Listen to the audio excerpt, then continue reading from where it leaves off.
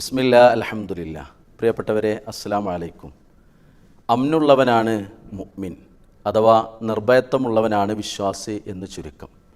എന്നാൽ അമ്നെന്ന മഹാ അനുഗ്രഹം നൽകുന്നവനോ അത് അള്ളാഹുവാണ്. അല്ലദീ അത്അമഹും മിൻ ജൂഇൻ വ ആമനഹും മിൻ ഖൗഫ്.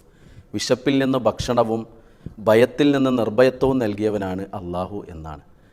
എന്നാൽ ജീവിതത്തിൻ്റെ സുഗമമായ നടത്തിപ്പിന് അത്യാവശ്യമായ നിർഭയത്വമെന്ന ഈ ഒരു നിഅമത്ത് അള്ളാഹു നമുക്ക് നൽകണമെങ്കിൽ ഏകദൈവ വിശ്വാസവും അനുബന്ധ കാര്യങ്ങളും പ്രധാനമാണ്.